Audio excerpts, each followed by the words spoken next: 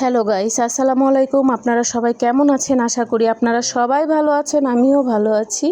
আপনাদের মাঝে আজকে আমার চোখে দেখা একটা ঘটনা শেয়ার করব। একটা মেয়ের তার মা অন্যজনের সাথে পালিয়ে গিয়েছিল। তার বাবা আর একটা বিয়ে করেছে।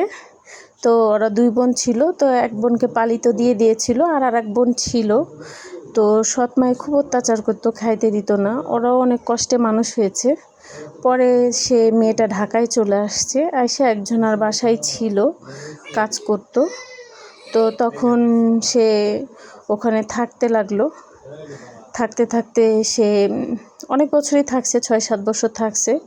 থাকতে থাকতে মেয়েটা হলো তখন বিয়ের উপযুক্ত যখন হয়েছে, তখন তারে বিয়ে দিয়ে দেওয়া হয়েছে। তো মানুষের অকৃতজ্ঞতা, এখনকার মানুষ যে এতটাই অকৃতজ্ঞ, সেটা বলে বোঝানো যাবে না। আমি কথাটা সংক্ষিপ্ত বলতেছি। তার জীবনে অনেক অনেক হিস্টোরি আছে, যেটা বলে বোঝানো যাবে না। তো মহিলাটার সৎ মা অনেক অত্যাচার করতো, এমন মারতো। একদিন দা দিয়ে মাথায় কোপ দিয়ে দিয়েছিল। তখন না টিকতে পারে সে একজনের বাসায় ঢাকাতে আশ্রিত হিসাবে ছিল। থাকতে থাকতে পরে ওনারা দেখে শুনে একটা ভালো ছেলে দেখে বিয়ে দিয়ে দিয়েছে। বিয়ে দেওয়ার পরে আল্লাহর রহমতে এত ভালো ছেলেটা, ফ্যামিলিগত সব দিক দিয়ে ওরা জেনে শুনেই নিয়েছে। তারপরে এখন ঢাকা শহরে নিজে ফ্ল্যাট কিনে আছে। তো এত ভালোবাসার প্রতিদান যে এইভাবে দিবে, সেটা জানা ছিল না।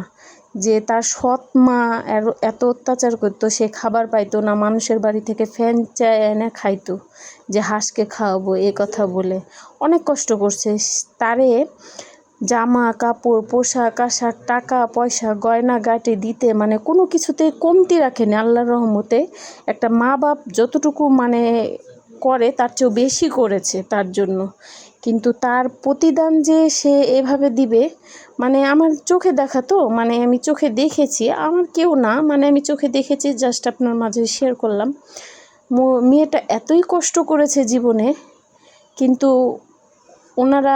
ওই মেয়েটার জন্য অনেক কিছু করেছে। ভালো একটা স্বামী দিয়েছে, ভালো একটা পরিবার দিয়েছে, নিজস্ব ঢাকা শহরে একটা ফ্ল্যাট কিনতে পেরেছে, স্বামী ভালো ব্যবসা করে। এত কিছু থাকার পরেও যদি এগুলো অস্বীকার করে, যারা বিয়ে দিল তাদেরকেই এখন যদি না চিনে, তাদের সাথেই কোনো না কথা বলে, তাদেরকেই বলে যদি খারাপ, তাইলে কি হইল? মানুষ এতটা নিষ্ঠুর কিভাবে হয়? মানুষ এতটা বেঈমান কিভাবে হয়? তারা কি কখনো মরবে না? না তারা কবরে যাবে না? না কোনো দিন হিসাব দিবে না? আমি এটাই ভাবি যে মানুষ কতটা। কথাটা সংক্ষিপ্ত বলেছি, বাকিটা নেক্সট ভিডিওতে পাবেন। আমার ভিডিওটি যদি ভালো লেগে থাকে, লাইক কমেন্ট শেয়ার করতে ভুলবেন না। আল্লাহ হাফিজ।